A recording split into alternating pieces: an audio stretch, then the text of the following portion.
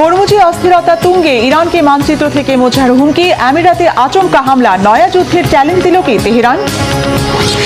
পশ্চিমবঙ্গে ভোট লুটের অভিযোগ মমতার, পদত্যাগ না করার ঘোষণা, বিজেপির ঐতিহাসিক জয়ে মুসলিম বিদ্বেষের আতঙ্ক। কোন কৌশলে মমতার দুর্গে ঝান্ডা ওড়ালো বিজেপি? তৃণমূলের ভরাডুবি কি শুধুই নির্বাচনী কারসাজি নাকি চাপা অসন্তোষের মাসুল? আসসালামু আলাইকুম, দেখছিলেন Bangla vision world news headline. ইরানের সহিংসতা আবারও সংযুক্ত আরব আমিরাতে পর্যন্ত ছড়িয়েছে। ইরানি ড্রোনের আঘাতে আগুন লেগেছে ফুজাইরাহ বন্দরের তেল ক্ষেত্রে। এর দায় স্বীকার করে তেহরান জানিয়েছে এটি পরিকল্পিত হামলা নয়।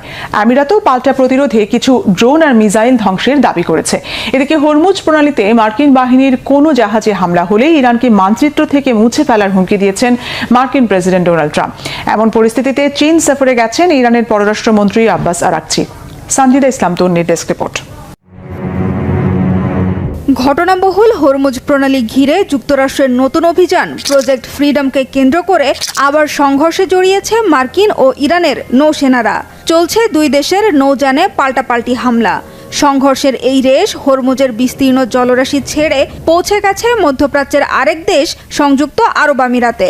দেশটির ফুজাইরা বন্দরে ড্রোন হামলা চালিয়েছে ইরান। এতে আগুন লেগেছে একটি তেল কারখানায়। আকাশ প্রতিরক্ষা ব্যবস্থার প্রতিরোধে ইরানের কিছু ড্রোন আর মিসাইল ধ্বংসের দাবি করেছে আমিরাত। তাহলে কি সব চেষ্টা ব্যর্থ করে আবারও যুদ্ধ শুরুর আশঙ্কাই সত্যি হতে যাচ্ছে? যুদ্ধবিরতি অস্বীকার করে যে কোনো মুহূর্তেই ইরানে আবার হামলা শুরু করবে কি যুক্তরাষ্ট্র? আবারও কি ইরানের হামলায় জ্বলবে মধ্যপ্রাচ্যের বিভিন্ন দেশের গুরুত্বপূর্ণ স্থাপনা? সংযুক্ত আরব আমিরাতের তেল স্থাপনায় হামলার দায় স্বীকার করেছে ইরান। যদিও এটি পরিকল্পিত নয় দাবি করে হামলার জন্য যুক্তরাষ্ট্রের দুঃসাহসিকতাকে দায়ী করেছে ইরানের এক কর্মকর্তা। এখানেই শেষ নয়, বেসামরিক নৌযানে হামলা চালিয়ে ইরানের অন্তত 5 জন বেসামরিক নাগরিককে হত্যার জন্য যুক্তরাষ্ট্রকে দোষেছে তেহরান। এর জেরে যুক্তরাষ্ট্র দাবি করেছে হরমুজ প্রণালীতে বাণিজ্যিক জাহাজ চলাচলে বাধা দেয়ায় ইরানের 7টি ছোট নৌকা ডুবিয়ে দিয়েছে মার্কিন নৌবাহিনী। হরমুজ প্রণালীতে প্রজেক্ট ফ্রিডম অভিযানের আওতাধীন কোনো জাহাজে হামলা হলে ইরানকে মানচিত্র থেকে মুছে ফেলার হুমকিও দিয়েছেন মার্কিন প্রেসিডেন্ট ডোনাল্ড ট্রাম্প। ইরানের নিষেধাজ্ঞাকে বুড়ো আঙুল দেখিয়ে মার্কিন পতাকাবাহী একটি বাণিজ্যিক জাহাজ হরমুজ পাড়ি দিয়ে গন্তব্যে পৌঁছেছে বলে দাবি করেছে ডেনমার্ক ভিত্তিক শিপিং কোম্পানি মেয়ার্স। এর আগে আরও 2টি মার্কিন জাহাজের সাফল্যের সাথে হরমুজ পাড়ি দেওয়ার তথ্য জানিয়েছে মার্কিন বাহিনীর সেন্ট্রাল কমান্ড সেন্টকম। একে ডাহা মিথ্যা বলেছে ইরানের ইসলামী বিপ্লবী গার্ড বাহিনী IRGC। হুঁশিয়ার করে বলা হয়েছে হরমুজে যুক্তরাষ্ট্রের যে কোনো অপচেষ্টাকে প্রতিরোধ করা হবে। এদিকে হরমুজ প্রণালীতে উদ্ভূত নতুন অস্থিতিশীল পরিস্থিতিকে রাজনৈতিক সংকট উল্লেখ করে ইরানের পররাষ্ট্রমন্ত্রী আব্বাস আরাকচি বলেছেন এর কোনো সামরিক সমাধান নেই। এক্স হ্যান্ডেলে তিনি জানিয়েছেন পাকিস্তানের আন্তরিক প্রচেষ্টায় যখন আলোচনা এগুচ্ছে তখন নতুন করে সংঘর্ষে জড়ানোর বিষয়ে যুক্তরাষ্ট্রের সতর্ক হওয়া উচিত। সংযুক্ত আরব আমিরাতের ক্ষেত্রেও এই পরামর্শ প্রযোজ্য বলে সতর্ক করেছেন আরাকচি। হরমুজ প্রণালীতে যুক্তরাষ্ট্র আর ইরান নতুন করে সংঘর্ষে জড়ানোয় বিশ্বজুড়ে হুহু করে বাড়ছে জ্বালানি তেলের দাম। এর দায় ইরানের ওপর চাপিয়েছেন মার্কিন প্রেসিডেন্ট। বলেছেন তেহরান যুদ্ধ বন্ধ করলে তেলের দাম দ্রুত স্বাভাবিক হয়ে আসবে। যদিও এই যুদ্ধ শিগগিরই শেষ হওয়ার সম্ভাবনা নিয়ে সন্দিহান বিশ্ব নেতারা। সানজিদা ইসলাম তন্নি, বাংলা ভিশন নিউজ ডেস্ক। নির্বাচনী ফলাফল পরবর্তী ভাঙচুর, অগ্নিসংযোগ, মারধর আর হেনস্থার একগুচ্ছ ঘটনার সাক্ষী হল ভারতের সাংস্কৃতিক রাজধানী পশ্চিমবঙ্গ। রেকর্ড গড়া অবিশ্বাস্য ভূমিধস জয় নিশ্চিতের পর তৃণমূল কার্যালয়ে ভাঙচুর, অগ্নিসংযোগ শুধু নয়, নেতাকর্মীদের হেনস্থা আর কর্মী সমর্থকদের বাসাবাড়ি দোকানপাটে হামলার অভিযোগে তোলপাড় গণমাধ্যম আর নেট দুনিয়া। অভিযোগের তীর সদ্য বিজয়ী বিজেপির দিকে, যারা প্রথমবার পূর্ব ভারতের এই রাজ্যে সরকার গঠন করতে যাচ্ছে। এতে চরম উদ্বিগ্ন ওই রাজ্যের মুসলিম জনগোষ্ঠী। এই আতঙ্ক দূর করতে ভূমিকা রাখতে পারবে কি 9 মে শপথ নিতে যাওয়া বিজেপি সরকার? শহীদ আরাফাতের ডেস্ক রিপোর্ট। ভারতের পশ্চিমবঙ্গে বিধানসভা নির্বাচনের ফল ঘোষণা হতেই মমতা বন্দ্যোপাধ্যায়ের তৃণমূল কংগ্রেসের নেতাকর্মী ও তাদের বাড়িঘরে হামলা ভাঙচুর করছে ভারতীয় জনতা পার্টি বিজেপির নেতাকর্মীরা। নির্বাচনে মমতা বন্দ্যোপাধ্যায়ের ভরাডুবি আর বড় ব্যবধানে বিজয়ী হয়েছে নরেন্দ্র মোদীর বিজেপি। আর এরপরই তৃণমূল নেতাকর্মীদের ওপর চড়া হয়ে উঠেছে তারা। পরিস্থিতি নিয়ন্ত্রণে পুলিশ ও কেন্দ্রীয় বাহিনীকে মাঠে নামানো হয়েছে। কলকাতা, উত্তর 24 পরগনা, হাওড়া, পূর্ব মেদিনীপুর ও কোচবিহারের মতো এলাকার নেতাকর্মী ও তাদের বাড়িঘর হামলার প্রধান লক্ষ্যবস্তু হচ্ছে। মিনাখা বিধানসভায় তৃণমূলের বিজয়ের পরও পঞ্চায়েত নেতার বাড়িতে হামলা চালিয়েছে বিজেপির আশ্রিত বাহিনী। জলপাইগুড়ি টাউন স্টেশনের কাছে তৃণমূল কার্যালয়ে হামলার পর ভেঙে দেওয়া হয়েছে সিসি ক্যামেরা। পশ্চিম মেদিনীপুরে তৃণমূলের প্রাক্তন জেলা সভাপতি বিশ্বনাথ পাণ্ডব ও তার স্ত্রীর উপর মারধরের অভিযোগ উঠেছে। গায়ে হাত তোলা ও ধাক্কা মারার মতো বিস্ফোরক অভিযোগ তুলেছেন মমতা বন্দ্যোপাধ্যায়। मेरे को पिटाया, मेरे को लात मारा, सीसीटीवी सीसीटीवी ऑफ कर दिया, हमारा एक एजेंट को घुसने नहीं दिया। हमको भी हम 5 मिनट के लिए घुसा था, मैंने रिक्वेस्ट किया था कि हमारा एजेंट को घुसने दीजिए। রাজ্যের বিভিন্ন জায়গায় দোকানপাট বন্ধ রাখা হয়েছে এবং সাধারণ মানুষের মধ্যেও আতঙ্ক ছড়িয়ে পড়েছে। সামাজিক যোগাযোগ মাধ্যমে ছড়িয়ে পড়া ভিডিওগুলোতে অগ্নিসংযোগ ও ভাঙচুরের দৃশ্য দেখা গেলেও তার সত্যতা নিশ্চিত করা যায়নি। এসব ঘটনাকে গুরুত্ব দিয়ে পশ্চিমবঙ্গ পুলিশ ও কেন্দ্রীয় বাহিনী একাধিক স্পর্শকাতর এলাকায় নিয়োজিত রয়েছেন। স্থানীয় প্রশাসন সহিংসতার ঘটনায় জড়িতদের বিরুদ্ধে রাজনৈতিক পরিচয় নির্বিশেষে কঠোর ব্যবস্থা নেওয়ার ঘোষণা দিয়েছে। এদিকে মুসলিমরা মমতাকে ভোট দিয়েছে, হিন্দু, শিখ, বৌদ্ধরা দিয়েছে বিজেপিকে। এ মন্তব্য করেছেন বিজয়ী বিজেপি নেতা শুভেন্দু অধিকারী। মমতার বিরুদ্ধে এই বিজয়কে হিন্দুত্ববাদীদের জয় হিসেবে অভিহিত করেছেন তিনি। এর আগে ভারতের বিজেপি শাসিত রাজ্যগুলোতে মুসলিম শ্রমিকদের বাংলাদেশি তকমা দিয়ে নানাভাবে নির্যাতন করে বিজেপি পন্থীরা। আর এতেই প্রশ্ন উঠেছে, পশ্চিমবঙ্গেও কি একইভাবে মুসলিমদের উপর নির্যাতনের পথে হাঁটবে বিজেপি সরকার? শহীদ আরাফাত, বাংলাভিশন নিউজ ডেস্ক। এদিকে পশ্চিমবঙ্গের বিধানসভা নির্বাচনের ফলাফল মানতে নারাজ তৃণমূল কংগ্রেসের বিদায়ী মুখ্যমন্ত্রী মমতা বন্দ্যোপাধ্যায়। ভোটে কারচুপির অভিযোগ তুলে পদত্যাগ না করার ঘোষণা দিয়েছেন তিনি। ফলাফল প্রকাশের পরদিন স্থানীয় সময় মঙ্গলবার বিকেলে সংবাদ সম্মেলন করেন টানা 3 মেয়াদে 15 বছর ক্ষমতায় থাকা মমতা। বিধানসভা নির্বাচনে ভারতীয় জনতা পার্টি বিজেপির কাছে পরাজিত তৃণমূল কংগ্রেসের এই শীর্ষ নেত্রীর দাবি, তার দল হারেনি, ভোট লুট করে ক্ষমতা দখলে সহায়তা করেছে নির্বাচন কমিশন। আর এই ষড়যন্ত্রে প্রত্যক্ষ মদত দিয়েছেন প্রধানমন্ত্রী নরেন্দ্র মোদী আর স্বরাষ্ট্রমন্ত্রী অমিত শাহ। আমাদের লড়াইটা বিজেপির সাথে ছিল না, আমাদের লড়তে হয়েছে ভিলেন ইলেকশন কমিশন, যিনি ব্ল্যাক হিস্ট্রি তৈরি করেছেন। CEC became the villain of this election, play the game directly with the election commission, where prime minister and home minister is also involve. Directly interference. আমরা তো হারিনি, জোর করে forcefully তুমি capture করেছো টোটালটা। আমরা তো হারিনি যে যাব, হারলে আমি যদি শপথ নিতে যেতাম তাহলে আমি রেজিগনেশনটা করতাম। এখন তো কোয়েশ্চেন ডাজন্ট অ্যারাইজ। জোর করে দখল করে যদি কেউ মনে করে যে আমি কি রেজিগনেশন দিতে হবে, no, not that. Now also I want to say that we didn't lose the election. It is their forceful attempt to defeat us. পশ্চিমবঙ্গে বিধানসভা নির্বাচনের ফলাফল বড়সড় ধাক্কা দিয়েছে রাজনৈতিক অঙ্গনে, ভেঙে দিয়েছে রাজনৈতিক বিশ্লেষকদের গতানুগতিক হিসেব আর শ্রেণীভেদে ভোটারদের মনস্তত্ত্বের আগাম ধারণা। তৃণমূল কংগ্রেসের শক্ত ঘাঁটিতে কিভাবে উত্থান হলো বিজেপির? পশ্চিমবঙ্গের রাজনীতিতে নজিরবিহীন পালাবদল এলো কোন কৌশলে? হিজল জোবায়েরের ডেস্ক রিপোর্ট। ভারতের পশ্চিমবঙ্গে বিধানসভা নির্বাচনে নাটকীয়ভাবে বদলে গেছে রাজনৈতিক সমীকরণ। টানা 15 বছর ক্ষমতায় থাকার পর নরেন্দ্র মোদীর হিন্দুত্ববাদী দল বিজেপির কাছে বিশাল পরাজয়ের শিকার হল ক্ষমতাসীন মুখ্যমন্ত্রী মমতা ব্যানার্জির দল তৃণমূল কংগ্রেস। এর আগের নির্বাচন অর্থাৎ 2021 সালেই পশ্চিমবঙ্গের মসনদ দখলের আশা দেখেছিল বিজেপি। তবে সেবারে পদ্ম না ফুটলেও এক লাফে বিধানসভার আসন সংখ্যা 3 থেকে 77-এ নিয়ে গিয়েছিল দলটি। এবারে মসনদ দখল করে একেবারে বাজিমাত করে দিয়েছে তারা। কিন্তু কিভাবে এই বিশাল জয় নিশ্চিত করল বিজেপি? এর কারণ শনাক্ত করতে গিয়ে আল জাজিরার প্রতিবেদনে বলা হয়েছে, ধর্মীয় বহুত্ব হিন্দুত্ববাদ এবং সংখ্যালঘুদের অধিকার রক্ষার ওপর জোর দেয়া ক্ষমতাসীন মুখ্যমন্ত্রী মমতা ব্যানার্জির বিরুদ্ধে বিজেপি দীর্ঘদিন ধরেই অভিযোগ করে আসছিল যে তার দল তৃণমূল কংগ্রেস মুসলিমদের প্রাধান্য দেয়। এমন অভিযোগের ন্যারেটিভ দাঁড় করিয়ে বিজেপি ধর্মীয় মেরুকরণের পথ অনুসরণ করেছে। একই সাথে দীর্ঘদিন ক্ষমতায় থাকা তৃণমূল কংগ্রেস সরকারের বিরুদ্ধে মানুষের পুঞ্জীভূত ক্ষোভ কাজে লাগিয়ে জয় নিশ্চিত করেছে তারা। দীর্ঘদিনের ক্ষমতাসীন মমতার প্রতি গুরুতর জন অসন্তোষ না থাকলে বিজেপি জয়লাভ করতে পারত না। আল জাজিরাকে এমনটাই বলেন ভারতীয় অনেক বিশ্লেষকরা বলছেন, সাধারণ মানুষের অর্থনৈতিক বঞ্চনা ও ক্রমবর্ধমান চাহিদা থেকে তৈরি হওয়া অসন্তোষ বুঝতে ব্যর্থ হয়েছে মমতার দল। নয়াদিল্লির সেন্টার ফর পলিসি রিসার্চের বরাতে আল জাজিরা জানিয়েছে, পশ্চিমবঙ্গে গ্রামীণ ও শহুরে ভোটারদের দৃষ্টিভঙ্গির মধ্যে বিশাল ব্যবধান। মুসলিমরা বেশিরভাগই গ্রামীণ, শহরবাসীর মধ্যে তুলনামূলক ধর্মীয় মেরুকরণ বেশি। বিশ্লেষকরা আরও বলছেন, এবারে পশ্চিমবঙ্গে কেন্দ্রীয় নির্বাচন কমিশন ছিল অতি তৎপর। ভোটার তালিকা হালনাগাদ SIR এর নামে তারা 90 লাখের মতো ভোটারের নাম বাদ দিয়েছে, যা রাজ্যের 7,60,00,000 ভোটারের প্রায় 12%। এদের বড় অংশই মুসলিম। SIR এর নামে প্রায় 60 লাখ মানুষকে অনুপস্থিত বা মৃত হিসেবে ঘোষণা করা হয়, আর 30 লাখ মানুষ ভোট দিতে পারেননি, কারণ নির্বাচনের আগে নির্ধারিত অল্প সময়ের মধ্যে তাদের মামলাগুলো শুনানির জন্য কোনো বিশেষ ট্রাইব্যুনাল ছিল না।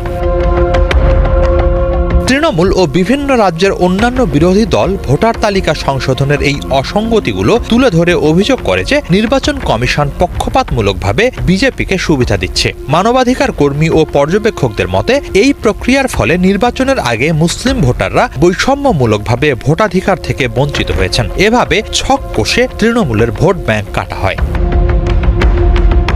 এবারে নির্বাচন ঘিরে পশ্চিমবঙ্গের রেকর্ড 3.25 লাখ কেন্দ্রীয় বাহিনী মোতায়েন, 650 পুলিশ কর্মকর্তা ও আমলাকে বদলি এবং ভোট গণনা কেন্দ্রের ভার প্রধানত কেন্দ্রীয় সরকারি ও রাষ্ট্রায়ত্ত সংস্থার কর্মীদের হাতে তুলে দেওয়াও নির্বাচনে বিজেপিকে সুবিধা পাইয়ে দিয়েছে বলছেন পর্যবেক্ষকরা। নিরঙ্কুশ এই বিজয়ের পর বলা হচ্ছে, বিজেপির জন্য পশ্চিমবঙ্গে এই জয় গভীরভাবে প্রতীকীয়। 1951 সালে বিজেপির পূর্বসূরি ভারতীয় জনসংঘ প্রতিষ্ঠা করেছিলেন এই রাজ্যেরই মানুষ শ্যামাপ্রসাদ মুখোপাধ্যায়। হিজল জুবায়ের, বাংলা ভিশন। পশ্চিমবঙ্গে বিধানসভা নির্বাচনের ফলাফল প্রকাশের পর বিজেপির উত্থানে যেমন হতবাক অনেকে, তেমনি তৃণমূল কংগ্রেসের ভরাডুবি নিয়েও চলছে চুলচেরা বিশ্লেষণ। কী কারণে মমতা তৃণমূলের এই পতন? বিশ্লেষণে উঠে আসে আলোচিত কারণগুলো কি? মোর্শেদ আলমের ডেস্ক রিপোর্ট। পশ্চিমবঙ্গের রাজনীতিতে বড় পরিবর্তনের আভাস স্পষ্ট। 15 বছর ধরে টানা ক্ষমতায় থাকা তৃণমূল কংগ্রেস এবার বড় ধাক্কার মুখে। এখনো আনুষ্ঠানিকভাবে পরাজয় স্বীকার না করলেও মমতা ব্যানার্জির জন্য পরিস্থিতি কঠিন হয়ে উঠেছে, কারণ 2/3 বেশি আসনে এগিয়ে থেকে প্রথমবারের মতো ক্ষমতায় আসার পথে ভারতীয় জনতা পার্টি বিজেপি। বিভিন্ন সংবাদের বিশ্লেষণে মমতা হারের পেছনের 5টি কারণ উল্লেখ করা হয়েছে। যদি লক্ষ্মীর ভান্ডার চান, নির্বাচনে তৃণমূল কংগ্রেসের বিপর্যয়ের প্রথম কারণ হিসেবে দেখানো হচ্ছে নারী ভোট ব্যাংকের ফাটল। এতদিন লক্ষ্মীর ভান্ডার, কন্যাশ্রী বা সবুজ সাথীর মতো প্রকল্প তৃণমূলকে নারী ভোটারদের কাছে জনপ্রিয় করে তুললেও এবার নারী সুরক্ষার ইস্যুতে অসন্তোষ বাড়ে। বিশেষ করে আলোচিত নির্যাতনের ঘটনাগুলো ভোটে প্রভাব ফেলেছে বলে মনে করা হচ্ছে। प्रतिशोध लेने का वोट दे रहे। দ্বিতীয় বড় কারণ মনে করা হচ্ছে ভোটার তালিকা সংশোধন। ভোটার তালিকার বিশেষ নিবিড় সংশোধন SIR প্রতিক্রিয়ায় 90 লাখেরও বেশি নাম বাদ পড়েছে। এতে যেমন ভুয়া ভোটার বাদ পড়ে গেছে, তেমনি বহু বৈধ ভোটারও তালিকার বাইরে চলে গেছে, যার প্রভাব তৃণমূলের ওপর বেশি পড়েছে বলে ধারণা করা হচ্ছে। 3 নম্বর কারণ হিসেবে ভোটার তালিকার নিবিড় সংশোধনের সঙ্গে যুক্ত হয়েছে দীর্ঘদিনের দুর্নীতি, কাটমানি ও সিন্ডিকেট রাজের অভিযোগ। 15 বছরের শাসনে জমে থাকা এই ক্ষোভ এবারের ভোটে বড় ফ্যাক্টর হয়ে দাঁড়িয়েছে বলে ধারণা করা হচ্ছে। 4 নম্বর কারণ হিসেবে রাজনৈতিক পর্যবেক্ষকরা মনে করছেন মুসলিম ভোট দীর্ঘদিন তৃণমূলের পক্ষে থাকলেও এবার তার বিপরীতে হিন্দু ভোটের এক ধরনের কনসলিডেশন হয়েছে, যার সুফল পেয়েছে বিজেপি। কারণ মুসলিম অধ্যুষিত এলাকাগুলোতেও তারা আসন পাচ্ছে। পশ্চিমবঙ্গের জনসংখ্যার মোটামুটি 30% কাছাকাছি মুসলিম। এর মধ্যে আগে 85 থেকে 90% ভোট তৃণমূল কংগ্রেস পেলেও এবার সেটির বিপরীত ঘটেছে, যে কারণে তারা মুসলিম গরিষ্ঠ জেলা মালদা বা মুর্শিদাবাদেও বেশ কিছু আসন পাচ্ছে। 5 নম্বর কারণ হিসেবে দেখা হচ্ছে নির্বাচন কমিশনের কড়াকড়ি ভূমিকা। কেন্দ্রীয় বাহিনীর নজরবিহীন মোতায়েন ও প্রশাসনিক নিয়ন্ত্রণের কারণে আগের মতো বাড়তি সুবিধা পায়নি শাসক দল। এছাড়াও মমতার সরকার বিরোধী মনোভাব, শুভেন্দু অধিকারীর প্রভাব, ভোটের অংশীদারিত্ব কমে যাওয়া, দলীয় কোন্দল, সাংগঠনিক ঝামেলা, বিজেপির কেন্দ্রীভূত প্রচারণা, আর্যিকর প্রভাবসহ বিভিন্ন সমস্যার কারণে ভোটের ফলাফলে প্রভাব ফেলেছে বলে ধারণা বিশ্লেষকদের। মোর্শেদ আলম, বাংলা ভিশন। রূপালী পর্দার অ্যাক্টিং নয়, কাঁটা বিছানো রাজনীতির ময়দানে পা রেখেই রাজসিক অভিষেকের চমক দেখালেন তামিল চলচ্চিত্রের জনপ্রিয় নায়ক থালাপাতি বিজয়। স্টারডাম বা তারকা খ্যাতিকে পুঁজি করে বিধানসভা নির্বাচনে প্রথমবার লড়াইয়ে নেমেই বাজিমাত করলেন। এই অর্জন তামিলনাড়ুর রাজনীতির সমীকরণে নতুন অধ্যায়ের সূচনা করেছে। কিভাবে রাজনীতির নতুন ব্যাকরণ লিখলেন থালাপাতি বিজয়? বিস্তারিত মীর ফজলে রাব্বির ডেস্ক রিপোর্টে।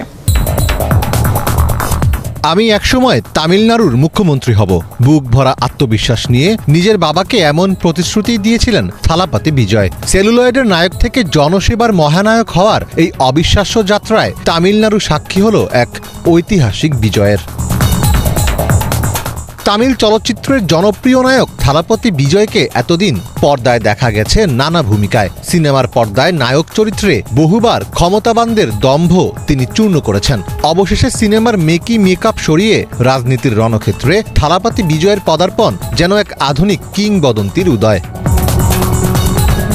সিংহাসন তাকে ডাকছিল বহু আগে থেকেই, তবে তিনি অপেক্ষা করছিলেন সঠিক সময়ের। প্রথমবারের মতো সরাসরি বিধানসভা নির্বাচনে অংশ নিয়ে বাজিমাত করলেন এই তারকা রাজনীতিক।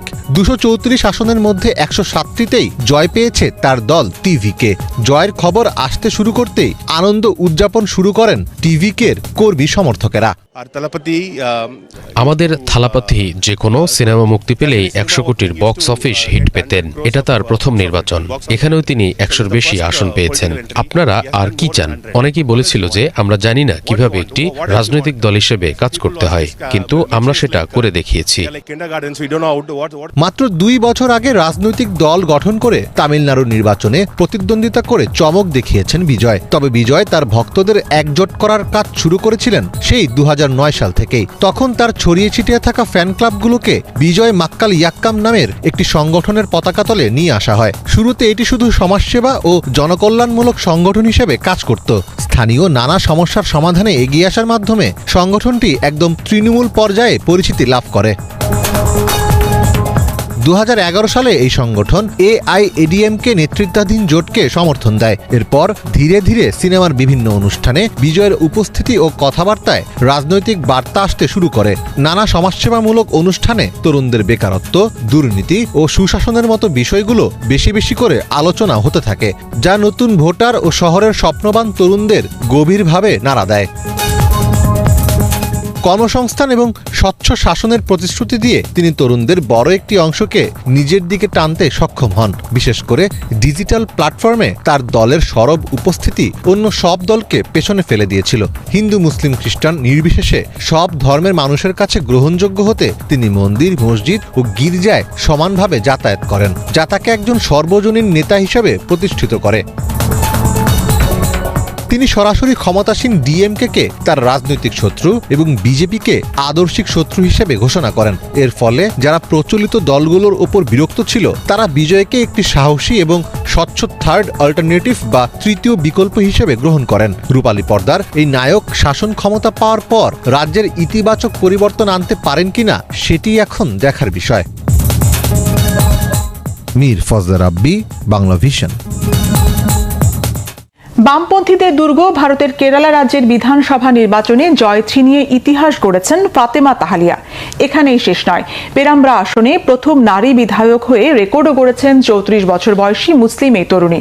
তার প্রতিদ্বন্দ্বী ছিলেন প্রবীণ নেতা রামকৃষ্ণ। সাইবার বুলিং আর কটূক্তির পরও কিভাবে লক্ষ্য অর্জনে অটল ছিলেন ফাতেমা? স্থানীয় রাজনীতিতে পরিবর্তনের ইঙ্গিত দিচ্ছে কি এই ঘটনা? মোর্শেদ আলমের ডেস্ক রিপোর্ট। কেরালার রাজনীতিতে নতুন ইতিহাস লিখলেন হিজাবি মুসলিম তরুণী ফাতেমা তাহলিয়া। বামদের অন্যতম শক্ত ঘাঁটি হিসেবে পরিচিত পেরাম্ব্রা বিধানসভা কেন্দ্রে জয় পেয়েছেন ইন্ডিয়ান ইউনিয়ন মুসলিম লীগের ফাতেমা তাহলিয়া। মাত্র 34 বছর বয়সী এই তরুণী ইন্ডিয়ান ইউনিয়ন মুসলিম লীগের প্রার্থী হিসেবে প্রতিদ্বন্দ্বিতা করে পরাজিত করেছেন সিপিআই এর প্রবীণ নেতা রামকৃষ্ণকে। মোট 63,999 ভোট পেয়ে 4,700 ভোটের ব্যবধানে জয় নিশ্চিত করেছেন তাহলিয়া। এই জয়ের মধ্য দিয়ে তিনি মুসলিম লীগের ইতিহাসে প্রথম নারী বিধায়ক হিসেবে জায়গা করে নিয়েছেন। ইন্ডিয়ার মাটিতে মুসলিম নারী হিসেবে এটি সাধারণ কোনো রাজনৈতিক জয় হিসেবে দেখছে না দলটি। ভবিষ্যতে মুসলিমদের জন্য বড় বার্তার পাশাপাশি অন্যতম ইতিহাস হিসেবেও দেখা হচ্ছে এটিকে। কোজিকোড জেলার পেরুভায়ালে জন্ম নেওয়া তাহলিয়া ছাত্র জীবন থেকেই রাজনীতিতে সক্রিয়। মুসলিম স্টুডেন্ট ফেডারেশনের নেতৃত্ব দেওয়া থেকে শুরু করে কোজিকোড কর্পোরেশনের কাউন্সিলর, সবখানেই সক্রিয় থেকে ধাপে ধাপে নিজেকে গড়ে তুলেছেন। বর্তমানে তিনি মুসলিম উইথ লীগের রাজ্য সম্পাদক হিসেবে দায়িত্ব পালন করছেন। পেশায় আইনজীবী তাহলিয়া কোজিকোড সরকারি আইন কলেজ থেকে স্নাতক এবং ত্রিশূর সরকারি আইন কলেজ থেকে স্নাতকোত্তর ডিগ্রি অর্জন করেছেন। বর্তমানে তিনি কালিকট জেলার আদালতে আইন পেশায় নিয়োজিত রয়েছেন। তবে এই সাফল্যের পথ মোটেও সহজ ছিল না। প্রার্থিতা ঘোষণার পর থেকেই তাকে মোকাবেলা করতে হয়েছে সাইবার হামলা ও অনলাইন কটূক্তির। বিশেষ করে হিজাব পরিহিত মুসলিম নারী হিসেবে তার ক্ষমতা নিয়ে প্রশ্ন তোলা হয়, কিন্তু সব সমালোচনা উপেক্ষা করে লড়াই চালিয়ে যান তিনি, আর শেষ পর্যন্ত জয় তুলে নেন নিজের ঝুলিতে। মোর্শেদ আলম, বাংলা ভিশন। যুদ্ধে শুধু সীমান্ত বদলায় না, পাল্টে দেয় পৃথিবীর ভবিষ্যৎ, যার চাক্ষুষ নজির দেখাচ্ছে যুক্তরাষ্ট্র আর ইরানের সংঘাত। এর প্রভাব ছড়িয়ে পড়েছে জলবায়ুতেও। এতে বেড়েছে কার্বন নিঃসরণের মাত্রা, তীব্রতর হচ্ছে পরিবেশ বিপর্যয়ের ঝুঁকি, ধ্বংসস্তূপ, জ্বালানি পোড়ানো আর পুনর্গঠন প্রক্রিয়ায় তৈরি হচ্ছে দীর্ঘমেয়াদী এক হুমকি, যার প্রভাব বইতে হবে আগামী প্রজন্মকে। যুদ্ধের অদেখা দিকটি কি কতটা ভয়াবহ? ভবিষ্যতের জন্য কি বার্তা বহন করছে এই পরিস্থিতি? ডেস্ক রিপোর্টে জানাচ্ছেন ইমরান মাহমুদ। যুদ্ধে কেবল মানুষের রক্ত ঝরে না, পৃথিবীর বাতাসও যেন বিষিয়ে ওঠে। সম্প্রতি যুক্তরাষ্ট্র ও ইরানের মধ্যকার সংঘাত কেবল রাজনৈতিক মানচিত্রেই নয়, বরং জলবায়ুর উপরও এমন এক কালো ছায়া ফেলেছে যা হয়তো খালি চোখে দেখা যাচ্ছে না। এই যুদ্ধের ফলে সৃষ্ট কার্বন নিঃসরণ এখন পরিবেশের জন্য এক বিশাল হুমকি হয়ে দাঁড়িয়েছে, যার মাসুল গুনতে হবে আগামী কয়েক প্রজন্মকে। সাধারণভাবে মনে হতে পারে যুদ্ধের কার্বন নিঃসরণ মানেই হয়তো শুধু বোমা বিস্ফোরণ, কিন্তু লাইফ সায়েন্সের প্রতিবেদন মতে বোমা বা মিসাইল বিস্ফোরণ থেকে যে ধোঁয়া বের হয় তা এই বিশাল দূষণের খুব সামান্য একটি অংশ মাত্র। আসল ক্ষতিটা হচ্ছে অন্য জায়গায়। যুদ্ধের কারণে যখন স্কুল, হাসপাতাল, ঘরবাড়ি এবং বড় বড় দালান কোঠা ধ্বংস হয়ে যায়, তখন সেই ধ্বংসযজ্ঞ থেকে যে পরিমাণ কার্বন ডাইঅক্সাইড বের হয় তা অবিশ্বাস্য। ইট, পাথর আর সিমেন্টের নিচে চাপা পড়া মৃতদেহ বা ধ্বংসাবশেষ যখন পচে, গলে বা রাসায়নিক বিক্রিয়া করে, তখন তার সরাসরি বাতাসে মেশে। এছাড়া ট্যাঙ্ক, যুদ্ধবিমান এবং বিশাল সব রণতরী চালাতে যে বিপুল পরিমাণ জীবাশ্ম জ্বালানি বা তেলের প্রয়োজন হয়, তা থেকে নির্গত ধোঁয়া পরিবেশের ভারসাম্যকে এক ধাক্কায় অনেক নিচে নামিয়ে দিয়েছে। আনাদোলু এজেন্সি তাদের এক বিশ্লেষণে জানিয়েছে যে এই যুদ্ধের প্রথম 14 দিনে বাতাসে যে পরিমাণ কার্বন ডাইঅক্সাইড মিশেছে তা আইসল্যান্ডের মতো একটি দেশের বার্ষিক কার্বন নিঃসরণের মাত্রাকেও ছাড়িয়ে গেছে। ক্লাইমেট অ্যান্ড কমিউনিটি সংস্থার গবেষণা বলছে যুদ্ধের এই কয়েক মাসে কয়েক মিলিয়ন মেট্রিক টন কার্বন আমাদের বায়ুমণ্ডলে যোগ হয়েছে। এটি আমাদের পৃথিবীর তাপমাত্রা বৃদ্ধির গতিকে আরও বাড়িয়ে দেবে, যা থেকে মেরু অঞ্চলের বরফ গলে যাওয়া বা অসময়ে বন্যার মতো প্রাকৃতিক দুর্যোগের ঝুঁকি বাড়বে। এখন প্রশ্ন হলো, এই বিশাল পরিমাণ বিষাক্ত গ্যাস কি পৃথিবী থেকে মুছে ফেলা সম্ভব? দ্য গার্ডিয়ানের এক বিশ্লেষণ থেকে জানা যায়, প্রকৃতিকে আবার তার আগের অবস্থায় ফিরিয়ে নিতে বা এই বাড়তি কার্বন ভারসাম্য রক্ষা করতে কয়েক দশক সময় লেগে যেতে পারে। যদি এখন থেকেই সারা পৃথিবী জুড়ে কয়েক কোটি গাছ লাগানো হয়, তবুও এই ক্ষতি সারাতে 20 থেকে 30 বছর সময় লাগবে। নেচার ওয়ার্ল্ড ফান্ডের মতে, যুদ্ধের পর যখন আবার শহরগুলো গড়ে তোলার কাজ শুরু হবে, তখন সিমেন্ট আর স্টিল উৎপাদনের জন্য আরও কয়েক গুণ বেশি কার্বন নিঃসরণ হবে। অর্থাৎ ধ্বংসের সময় তো ক্ষতি হচ্ছেই, গড়ার সময়ও পরিবেশকে চড়া মূল্য দিতে হবে। বিশ্লেষকরা বলছেন, আমাদের মনে রাখা প্রয়োজন, সীমানার লড়াইয়ে কে জিতলো কে হারলো তার চেয়েও বড় সত্য হলো, আমরা আমাদের এই পৃথিবীকে দিন দিন বসবাসের অযোগ্য করে তুলছি। এই অদৃশ্য যুদ্ধ এখন প্রকৃতির বিরুদ্ধে, আর প্রকৃতি যখন প্রতিশোধ নিতে শুরু করে তখন কোনো দেশই নিরাপদ থাকে না। তাই যুদ্ধের রাজনৈতিক সমাধানের পাশাপাশি পরিবেশগত এই ভয়াবহ ক্ষতির দিকে নজর দেওয়া এখন সময়ের দাবি বলে মনে করছেন সংশ্লিষ্টরা।